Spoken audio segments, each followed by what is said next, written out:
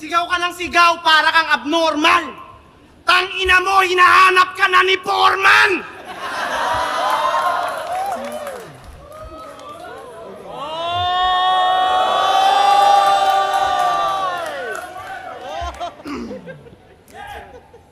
Tinanggap ko tong laban para sa entertainment. Pinatulan ko na lang kahit wala na siyang brain cells. Malamang para sa iyo, di pa nagme-make sense, pero kinuha ka ni Phoebus kasi wala na si Badang. Ikaw yung replacement!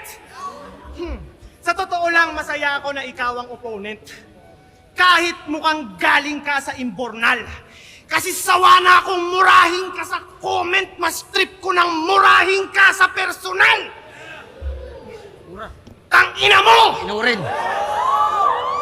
Babakbakan kita dito, huwag mo akong ganyan.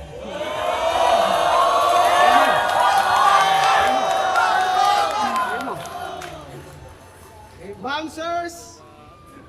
Pag hindi nyo yun to, sasapakin ko to. Huwag kang sasalita pag rounds ko. Huwag mong patunayang dunggalo ka.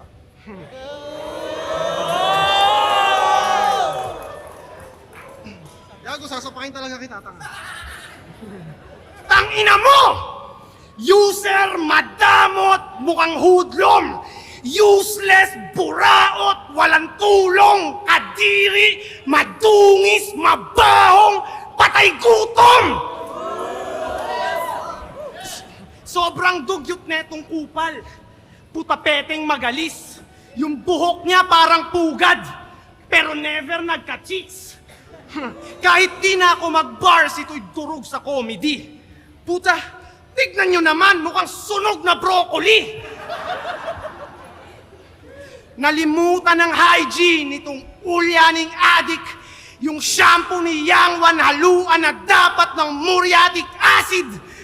Sarap sampalin ng full blast nitong once a year mag-toothbrush. Nung lumabas ka sa puday, puta natakot yung nurse. Nung siya'y papabinyagan, di pinapasok sa church, ikaw ay salot sa earth, kilala sa buong Pinas bilang buraot ng shirt. Pag may nakilalang brand owner, didikit i-approach. Hihirita ng pa-joke, hihingi agad ng clothes kahit di niya namang close. Ipopromote niya daw. Masyado tong hapit. Kapag di mo binigyan, siya pa yung galit.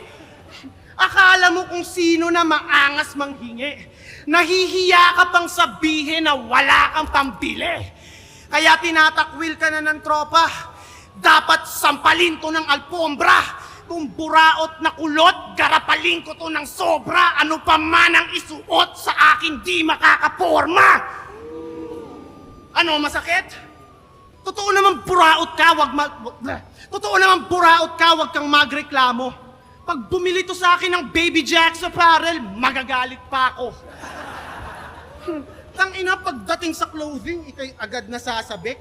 Ba't ba ang hilig mo sa clothing? Eh di ba yung mga katutubo, di naman nagdadamit? Isa kang buraot member ng Tunggalo Records.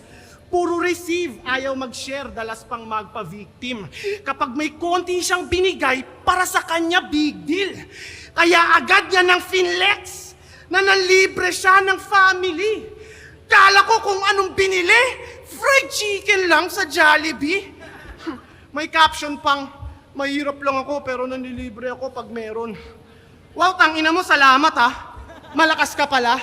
Nanlilibre ka pag meron, eh paano yan? Madalas kang wala. Walang diskarte si Dudong. Bago magkaroon ulit, lilipas mo na mga buwan kasi once in a blue moon. Pinost kanyang pamilya kasi kala niya astig. Unang kita ko pa lang, ako'y na-laugh trip na sa peak. Tangina yung pamilya neto, kumakain sa sahig. Ang masama pa doon, nagpapanggap pa siyang mapera. Tangina mo, Tunggalo Records ka, tapos wala kayong lamesa? Kaya tatapusin ko karera netong wak na abno. Wala silang lamesa, tas ang hilig magbuhat ng bangko. Kawawa ka naman. Sobrang aga nalulong. Mag-iingat kayo dyan. Magnanakaw yan ng phone. Puro ka lang yabang, ang sarap mong kuruga ng malutong. Yangwa ng pangalan kasi di na nag-mature at tumanda ng paurong. Ha! Kahit madaming jokes, ng babadi pagparen yan ang laging goal. Naka-lock and load, kaya sa puntos malabong magka-lead. Kasi siyang dumb and broke. Kadiri kanyang rap style. Pilit magpaka-tough guy, pero feelings niya ay fragile.